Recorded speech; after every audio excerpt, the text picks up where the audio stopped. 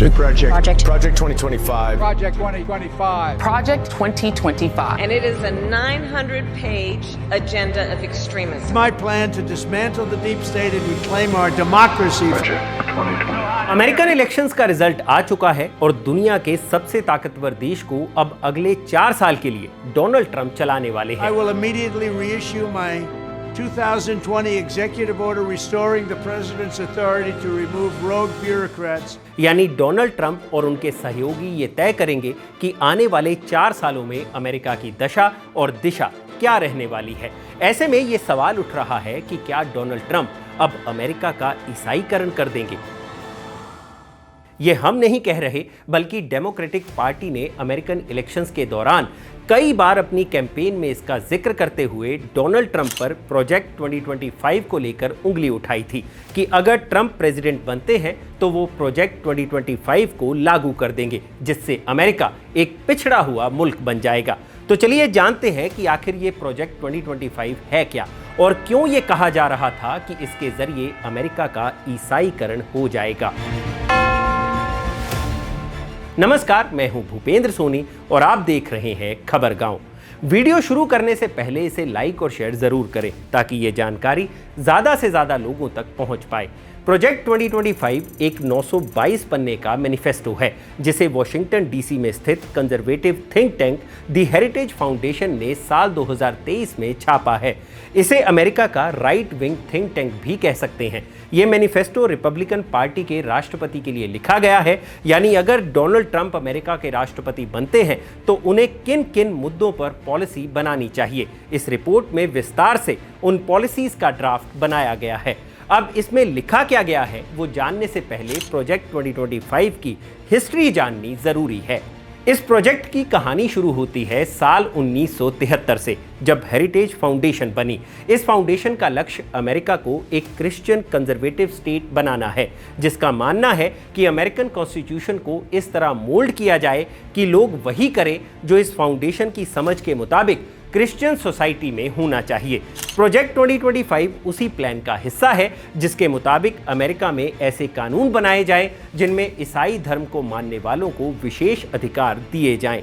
Heritage foundation द्वारा mandate for leadership नाम से अपनी सबसे पहली रिपोर्ट साल 1981 में जारी की गई थी। ये रिपोर्ट अमेरिकन इलेक्शन से पहले पब्लिश हुई थी, जिसमें रिपब्लिकन पार्टी के कैंडिडेट रोनाल्ड रीगन को 2000 प्रपोजल्स दिए गए थे।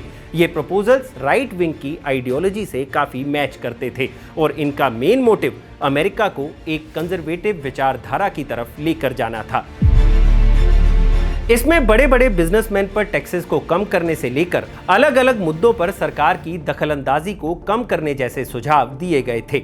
जैसे एक सुझाव ये था कि अमेरिका का जस्टिस डिपार्टमेंट महिलाओं और अल्पसंख्यकों के खिलाफ हो रहे भेदभाव को रोकने के लिए जो भी कदम उठा रहा है उसे जल्द से जल्द रोक दिया जाए। खैर, रोनाल्ड रीगन को इस रिपोर्ट में दिए गए कई सुझाव पसंद आए और उन्होंने राष्ट्रपति बनने के बाद अपनी पहली कैबिनेट मीटिंग में इस रिपोर्ट की कॉपीज बंटवाई। साथ ही साथ ये रिपोर्ट लिखने वाले कई ऑथर्स को व्हाइट हाउस एडमिनिस्ट्रेशन की टीम में भी शामिल कर लिया गया। इस रिपोर्ट को लिखने वाले ऑथर्स की माने तो रीगन ने राष्ट्रपति बनने के पहले साल में ही इस रिपोर्ट में दिए गए 2000 सुझावों में से 60% सुझावों पर अमल किया। रिपोर्ट इतनी हिट हुई कि ये द वॉशिंगटन पोस्ट की बेस्ट सेलर लिस्ट में आ गई और वॉशिंगटन पोस्ट ने इसके बारे में लिखा था कि ये एक ऐसा एक्शन प्लान है जो सरकार को जितनी जल्दी हो सके राइट की तरफ मोड़ देगा। हेरिटेज फाउंडेशन ये रिपोर्ट पिछले 40 साल से हर इलेक्शन से पहले छापता आ रहा है और इस बार भी प्रोजेक्ट 2025 के नाम से ये रिपोर्ट 2023 में छापी गई। अब आते हैं इस सवाल पर कि प्रोजेक्ट 2025 में ऐसा क्या लिखा है जो कमला हैरिस की पार्टी ने इसका विरोध किया। डेमोक्रेट्स की माने तो इस डॉक्यूमेंट में दिए गए सुझाव काफी चिंताजनक है। इस रिपोर्ट में सबसे पहले पॉलिसी एजेंडा पर बात की गई है, जिसके तहत अमेरिका में पोर्नोग्राफी को क्रिमिनलाइज करने से लेकर department of education, homeland security और FBI जैसे डिपार्टमेंट्स को खत्म करने का सुझाव दिया गया है। साथ ही एबॉर्शन को बैन करने और LGBTQ+ कम्युनिटी को दिए गए अधिकारों को भी खत्म करने की बात कही गई है। इसमें क्लाइमेट को प्रोटेक्ट करने वाली सभी योजनाओं को खत्म कर देने का सुझाव भी दिया गया है। इसके अलावा अमेरिका से लोगों को डिपोर्ट करने को लेकर भी राय दी गई है। इसके साथ ही प्रोजेक्ट 25 में यह भी लिखा गया है कि अगर अमेरिका में प्रोटेस्ट होते हैं तो उसे दबाने के लिए मिलिट्री का भी इस्तेमाल किया जा सकता है। प्रोजेक्ट 2025 मैनिफेस्टो का अगला हिस्सा है पर्सनल डेटाबेस, जिसके तहत ऐसे एम्प्लॉइज की पहचान की जाए जो राइट विंग आइडियोलॉजी से संबंध रखते हों।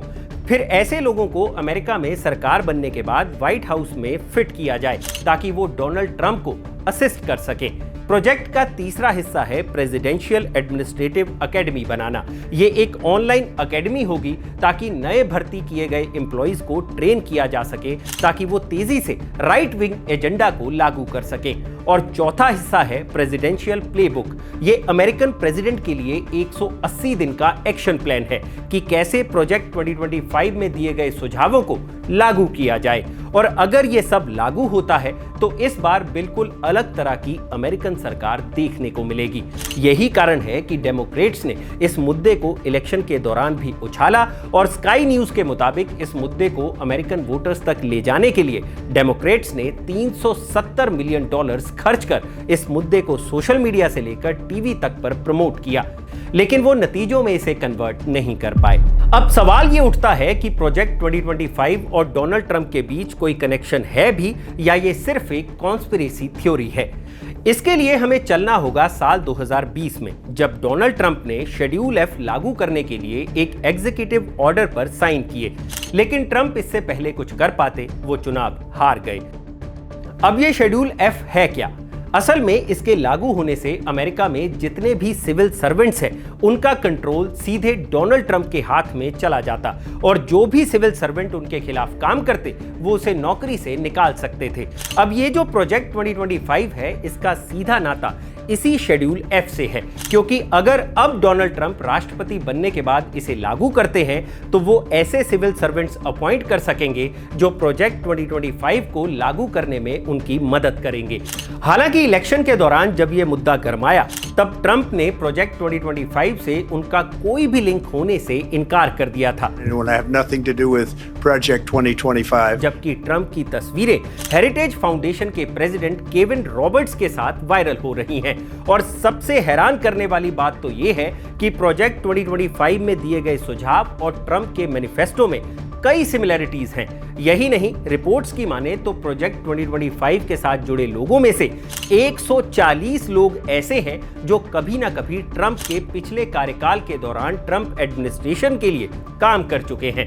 तो अब देखना यह होगा कि ट्रंप के राष्ट्रपति बनने के बाद क्या प्रोजेक्ट 2025 लागू होगा या नहीं, और क्या अमेरिका फर्स्ट कहते कहते ट्रंप मुल्क को कंजर्वेटिव सोसाइटी की तरफ मोड़ देंगे या अमेरिकन सोसाइटी का खुलापन यूं ही बरकरार रहेगा। अगर आपको यह जानकारी अच्छी लगी हो तो इसे लाइक और शेयर जरूर करें और जानकारी से भरे ऐसे ही और वीडियोस देखने के लिए सब्सक्राइब करें हमारा चैनल खबरगांव। शुक्रिया।